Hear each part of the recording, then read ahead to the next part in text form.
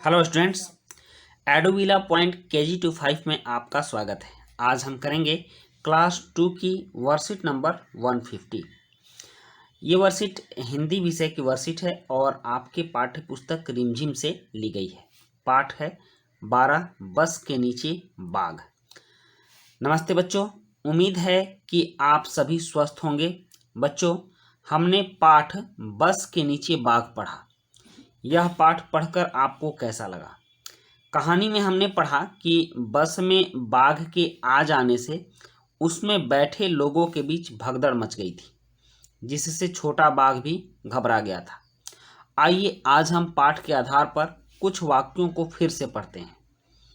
नीचे दिए गए वाक्यों को पढ़कर बताइए कि क्या इनमें से कुछ शब्दों की वर्तनी को देखकर आपको कुछ अटपटा लग रहा है। चलिए पढ़ते हैं क्या वाक्य दिए गए हैं। वाक्य है, छोटे बाघ ने देखा कि बस का दरवाजा खुला है। बस में कई लोग बैठे हैं। बाघ ने बस के भीतर देखा। बस में ज़्यादातर लोग दाईं तरफ बैठे थे। जी हाँ, आपने सही पहचाना। इन वाक्यों में आए गहरे रंग के शब्दों जैसे बस, दरवाजा, भीतर, तलफ सही नहीं है। मतलब कि इन शब्दों की वर्तनी सही नहीं है। चलिए इन वाक्यों को फिर से पढ़ते हैं और इन शब्दों की सही वर्तनी जानते हैं। पहला वाक्य है, छोटी बस ने देखा कि बस का दरवाजा खुला है। ये सही है। बस में कई लोग बैठे थे। ये भी सही, यहाँ बस हो गया। तीसरा है, बाघ ने बस के भीतर देखा। चौथा वाक्य है, बस में ज़्यादातर लोग दाईं तरफ बैठे थे। तो आइए वर्तनी का कुछ और अधिक अभ्यास करते हैं। जैसे प्रश्न 1 है, नीचे दिए गए चित्रों के लिए एक सही वर्तनी वाला और एक गलत वर्तनी वाला नाम लिखा गया है। सही नाम को पहचानिए और लिखिए। यहाँ देखिए, यहाँ गुब्बारे और गुब्बारे, तो सही नाम क्या होगा? सही नाम होगा ये। तो आप लिखेंगे यहाँ गुब्बारे।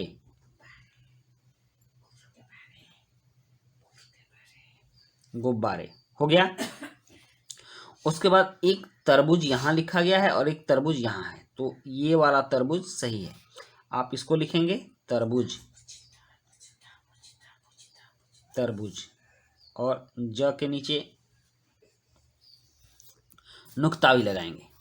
उसके बाद एक रेलगाड़ी ऐसे है और एक रेलगाड़ी ऐसे है, तो दोनों में से कौन सी सही है? ये वाली सही है। तो आप लिखिए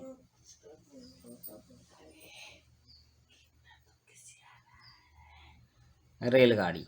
हो गया। अब यहाँ घाता है और छाता है, तो इसको क्या कहेंगे? ये वाला छाता सही है, तो हम इसमें छाता लिखेंगे, छाता।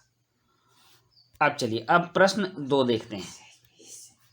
प्रश्न 2 है, पाठ के आधार पर नीचे लिखे गहरे शब्दों की वर्तनी को सही करके वाक्यों को दोबारा लिखिए। बाघ ने अपना सिर दाईं तरफ मोड़ा, तो दाईं ऐसे होगा, दाईं तरफ मोड़ा। बाघ जंगल से सड़क की तरफ आया, तो यहाँ जंगल होगा, यूं जंगल। उसके बाद ग है, सड़क पर एक बस खड़ी थी, तो सड़क होगा ऐसे, सड़क पर एक बस खड़ी थी। और घ है, बाघ दुबक कर बैठ गया, तो यहाँ दुबक होगा, दुबक कर बैठ गया। इस तरह से इसकी वर्तनी को हम सही करेंगे। और इसके बाद अभिभावकों के लिए सुझाव है, बच्चों को बताएं कि बाघ हमारा राष्ट्रीय पशु है। देश में बाघों की संख्या बहुत कम हो जाने के कारण बाघ बचाओ अभियान चलाना पड़ा। बाघों की संख्या बढ़ाने के लिए बाघ अभयारण्य भी बनाए गए, जहां उन्हें पूरी सुरक्षा दी जाती है।